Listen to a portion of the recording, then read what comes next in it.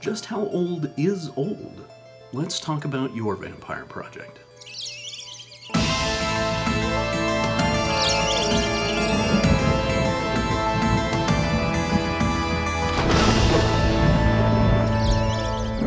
By the way, if I look and sound like I've been abducted in this video, it's because I tried a little experiment to shoot one of these at night, and my family is asleep in the other room, so that's why I'm talking so quietly in the dark.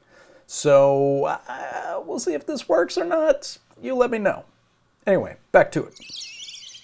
Vampires are immortal, existing unchanging for decades, or centuries, or even millennia. In most modern-day tales, the older a vampire gets, the stronger they become. The historic Vlad Tepes Dracula died in 1477. That means that by the time Jonathan Harker got to his castle, Dracula had been dead for 420 years. That would make him 542 years old right now. In True Blood, Eric Northman is 1,000 years old. And there are other vampires on that show that are even older than him. In the Vampire Chronicles, Akasha is from ancient Sumeria and Egypt before it was Egypt. That means she's anywhere from 6,000 to 7,000 years old. In Vampire Hunter D, Dracula is possibly older than the human race. Now, your vampire's age is going to play a very important part in how their character is portrayed in your vampire project. So I thought in this particular episode, let's go ahead and just sort of take a trip back in time and see what was going on at various checkpoints along the way to find out what exactly your vampire might have experienced in his or her lifetime. So let's just start with 100 years old. That's a pretty good round number and is probably older than anyone who's watching this video. If your vampire died 100 years ago, then that would have been right around the time of World War I. And if your vampire didn't necessarily die in that war, they were witnessing the most important and world-changing event that anyone at that time had ever seen happen. And your vampire would have then gone on to see World War II take place, would have gone on to see the space race, the invention of fast food, and computers, and television, and eventually the internet. That's quite a span of time. And that's also the fastest that the human race has developed exponentially than at any other point in history.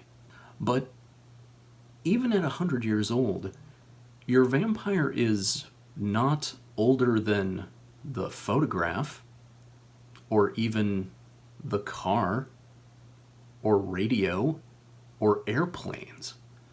These are all things that would have already existed when your vampire was alive and was a kid.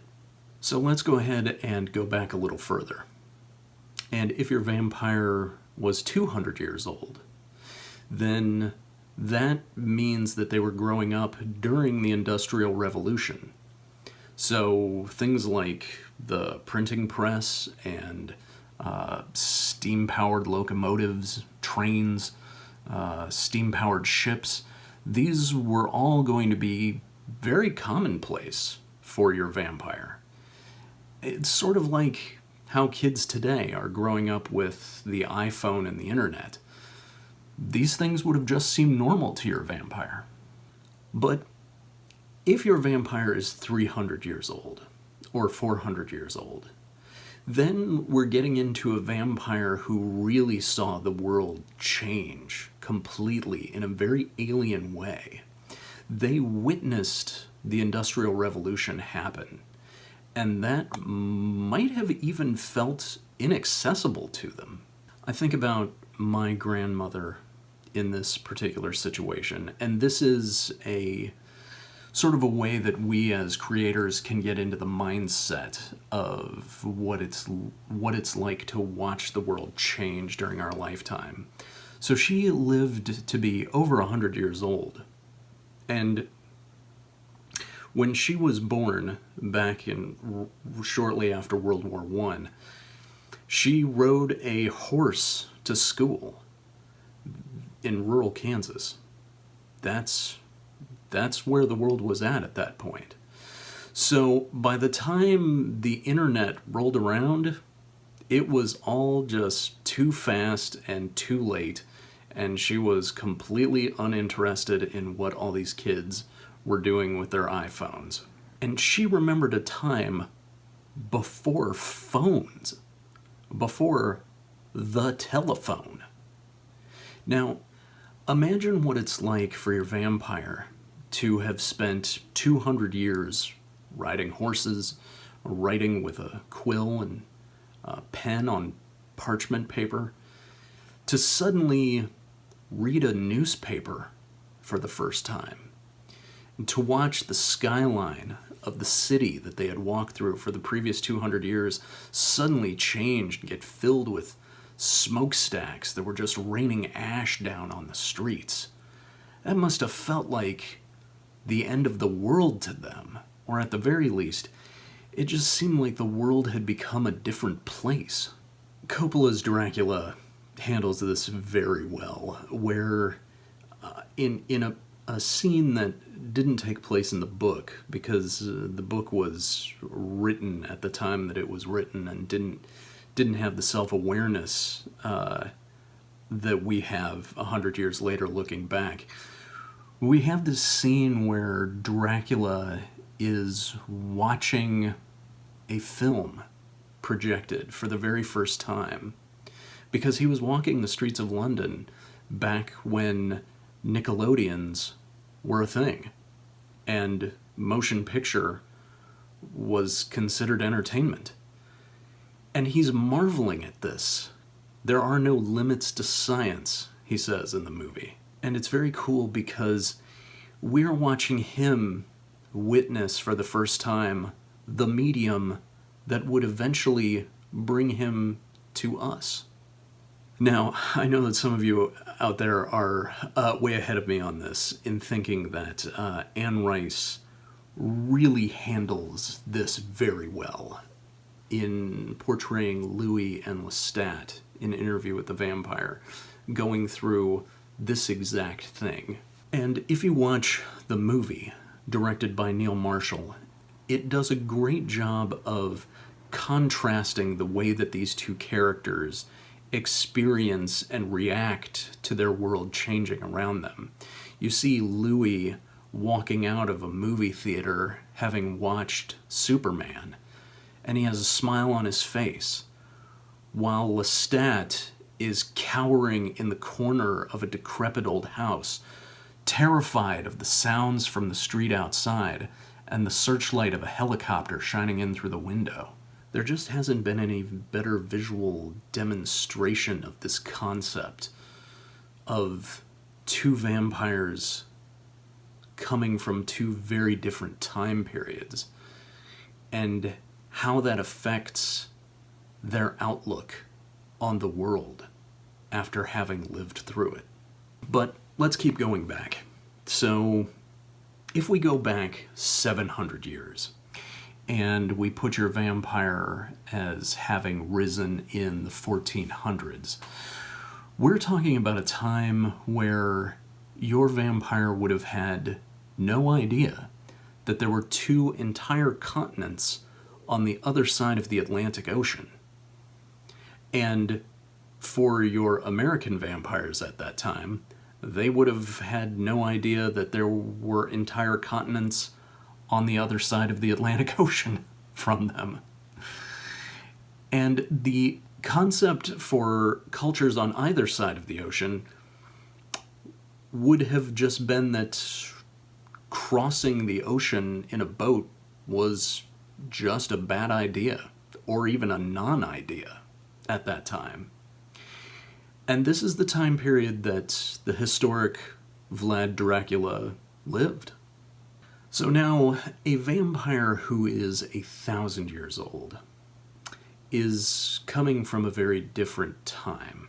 And if they're coming from a European background, then they were probably at the whim of a very oppressive Christian majority that answered to the Pope. And life was very hard and very short. Now, if your vampire was around in the Middle East at that time, then they would have been experiencing the golden age of Islam, which was a very enlightened age of learning and mathematics and astronomy, but also religiously very strict. If your vampire was living in the Americas at that time, then they might have also been living in an age of enlightenment, of cities and learning and astronomy and mathematics, but also probably repressed by a religious majority. This would have been the time that Eric Northman was turned into a vampire. And this was also the time where, in the Vampire Diaries universe, that the Michelsons became the very first vampires. If your vampire is 2,000 years old, then they rose from their grave at a time where Islam didn't exist yet, and papal Rome was a distant future away. At that period of time, Rome would have been ruled by the Caesars, and Egypt would have been a vassal state of that Rome. Christianity was not really a religion yet, and in theory, Jesus was just getting around to doing his thing at that time. Which means that this would have been the time period where, if your vampires are affected by crosses or holy water, this is the time where their life got a lot more frustrating. So let's push back another 1,000 years into 1000 BC. And for those of you who are unfamiliar with the concept of AD and BC, I don't know who knows that these days, so forgive me if I'm telling you something you already know. But the term AD essentially stands for after Christ, and then the term BC stands for before Christ. So we are now living in the year 2021 AD, and we are counting years forward from here. But when we go back in time all the way to year 1 AD, and then pass earlier than that, we go into BC, which starts counting backwards in time. So 1000 BC means 1,000 years before Christ. So in 1000 BC, which is 3,000 years ago, we're at a time period where monotheism, which is the worship of one God instead of many, is still just kind of a sparse concept that only a couple people are practicing at this point. Now, having said that, this is also the time where we are accustomed to thinking of the Jewish nation being in their golden age. And in the Aegean, the Trojan War is being fought. And this is the time where, in True Blood, Russell Edgington has become a vampire. So let's push back now to 2000 BC. And we're at the very beginnings of the city of Babylon. So Hammurabi has not yet written the first known set of recorded laws yet. And if we go back another 500 years, then that puts us at the building of the Pyramid of Giza. Well, let's go back further to 3000 BC. During this time, there is a flood that occurs in Sumeria that is the basis for the flood myths, including the story of Noah. Also, up in England, Stonehenge is currently being built. 3200 BC, the Scorpion King. Yes, that was a real person. At this time period, he is unifying Upper and Lower Egypt into one nation. Yes, Egypt has been around that long. 3600 BC, Writing is being developed in Sumeria. That's 5,000 years ago. That means your vampire was around before the written word, or at least as far as we know. In 3900 BC, the climate of the Earth suddenly changes drastically, and desertification sweeps across Africa and the Middle East. So, prior to 4000 BC, that area of the world that we associate with sand dunes and camels, that was a lush grassland with lots of rainfall and rivers and lakes filled with hippos and deer and turtles and fish. Your vampire would remember when the desert was paradise. And somewhere in this time period is when Akasha would have become the first vampire. But we can keep going back. In 5000 BC, the first city-states started showing up along the Tigris and Euphrates rivers in what is modern-day Iraq. This is largely considered to be, at least archaeologically speaking, the beginnings of human civilization. In 8000 BC, we see the beginning of domesticated livestock. In 9000 BC, agriculture takes hold. So if your vampire is that old, then they remember when people started settling down in one place and planting crops that they would then cultivate year after year.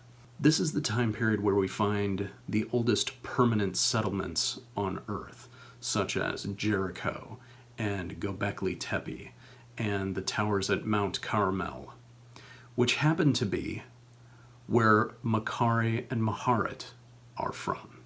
And when we get this far back, a sense of place or location is going to be pretty meaningless to your vampire. That was 11,000 years ago. Everything has changed since then. The terrain has changed, the climate has changed, the shorelines have changed. Nothing is going to be familiar. In fact, they may not have any real solid memories from that far back. They might have some threads, some half memories, some remembered sensations, but the details of a face, or what was said in a conversation.